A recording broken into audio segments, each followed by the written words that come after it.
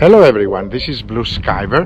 Today it's a sunny day, there is not much wind, and I decided to come to the most northwestern part of the island, facing an adjacent island where the river is narrower, as you're going to see. And from a small peninsula I took off with the air to S and sent it on both directions. On the first flight I went towards the strait between the Cape and the main island. And on the second one I took off again, and from here I sent it northeastwards towards the adjacent island coast, which I explored at lower altitude, and we're going to see some people fishing on the river. Then I continued along the adjacent island until I was above a little bit bigger island, and I went around that one and we can see a small town.